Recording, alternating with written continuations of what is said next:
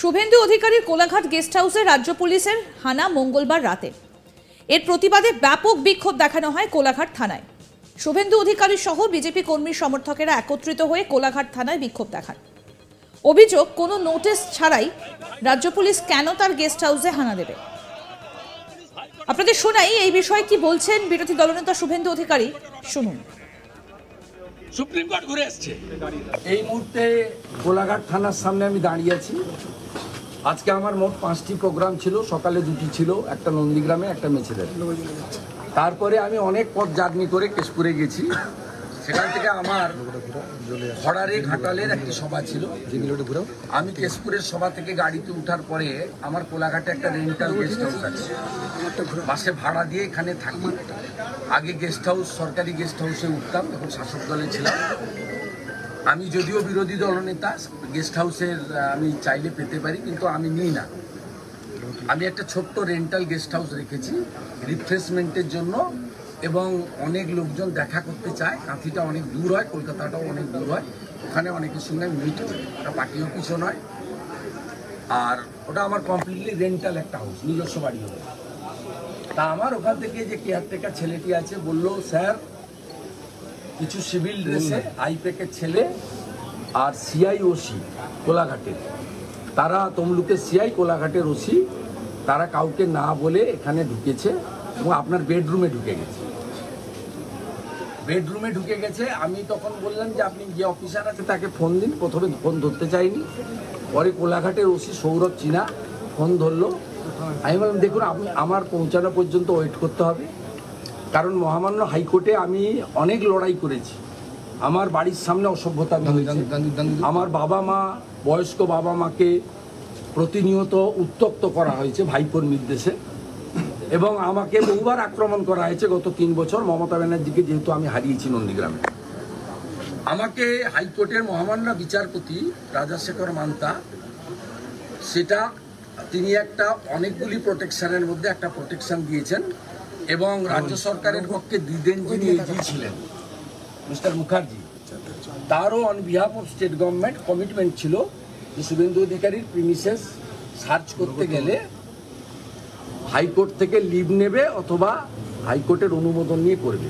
এটা হয়েছিল এই কারণে, মেঘনাথ পালকে গ্রেপ্তার করতে গিয়ে নন্দীগ্রামে আমার যে রেন্টাল রেস্টরুম কাম অফিস আছে নন্দনায়ক বাড়ে, সেটা সার্চ করতে গেছিল ওরা।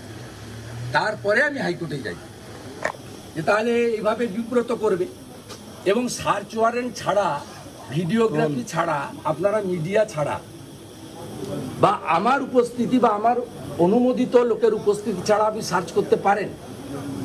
আপনি যদি দুটো ভাঙা বন্দুক রেখে দেন, আপনি যদি কিছু টাকা সেখানে রেখে দেন, আপনি যদি জাল নোট, হেরোইন, ড্রাগের কিছু বেআইনি জিনিস রেখে দেন, তার দায়িত্ব কে নেবে?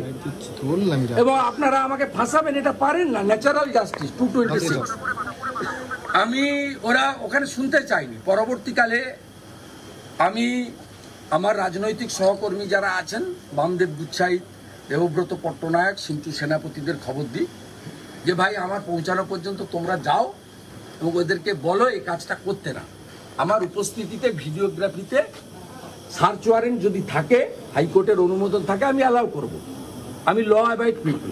এই মুহূর্তে উল্লেখ্য, মঙ্গলবার সন্ধে নাগাদ রাজ্য পুলিশের কিছু অফিসার কোলাঘাটে ভাড়া নেওয়ার শুভেন্দু অধিকারীর গেস্ট হাউসে হানা দেয়।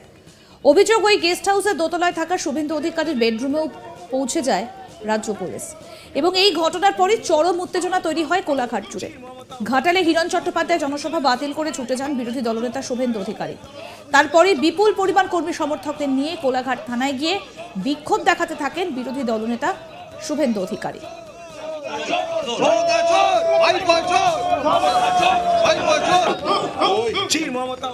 কোলাঘাট থানায় গিয়ে সেই সময় ওসির সঙ্গে দেখা করতে চান।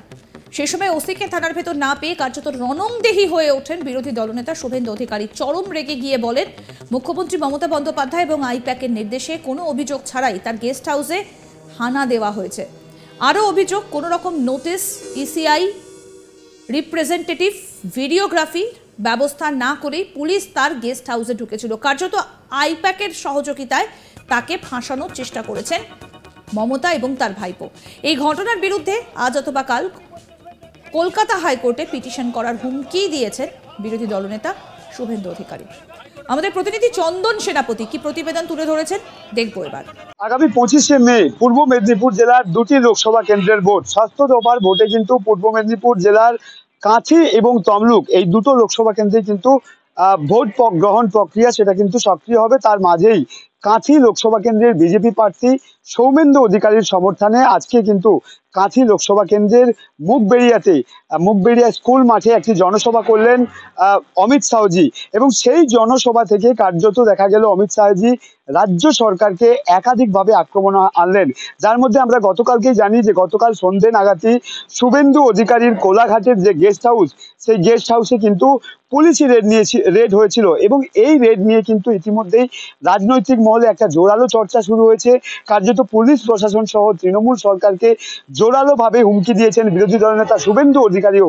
তার মাঝেই অমিত শাহজি তিনি আজকে কাঁথির বুকে জনসভা করতে এসে কার্যত মুখ্যমন্ত্রী মমতা বন্দ্যোপাধ্যায়কে উদ্দেশ্য করে শুভেন্দু অধিকারীর গেস্ট হাউসে যে রেড গতকালকে পুলিশ করেছিল সেই রেড নিয়ে কিন্তু প্রশ্ন তুলতে দেখা গিয়েছে অমিত শাহজিকে।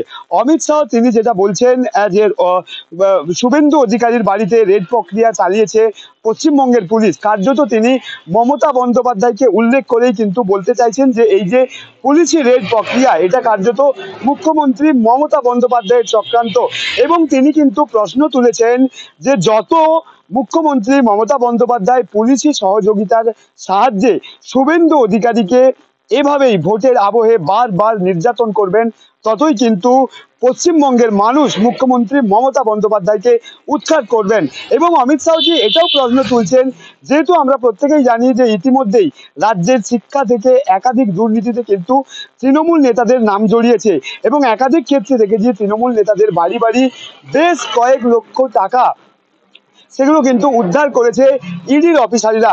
সেই প্রসঙ্গকে সামনে রেখে অমিত শাহজি বলছেন যে রাজ্যের মন্ত্রীদের বাড়ি রেড করলে সেখান থেকে প্রায় ৫১,০০০ কোটি টাকারও বেশি উদ্ধার হয়েছে, কিন্তু শুভেন্দু অধিকারীর বাড়ি গতকাল রাত্রিতে মমতা বন্দ্যোপাধ্যায়ের নির্দেশে যে পুলিশ প্রশাসন তারা রেড করেছিল সেখান থেকে কত টাকা পাওয়া গেছে এমনই কিন্তু প্রশ্ন তুলতে দেখা গিয়েছে ভারতবর্ষের স্বরাষ্ট্রমন্ত্রী অমিত শাহজিকে। এবং অমিত শাহজির এই বক্তব্যের পরেই কিন্তু কার্যত রাজনৈতিক মহলে একটা চরম চর্চা শুরু হয়েছে। শুভেন্দু অধিকারীর বাড়িতে গতকালকেই রাত্রিতে যে পুলিশি রেড ছিল সেই রেড নিয়ে কার্যত। আরো আপডেট পেতে দেখতে থাকুন আজ তাক বাংলার ইউটিউব চ্যানেল, সাবস্ক্রাইব করুন।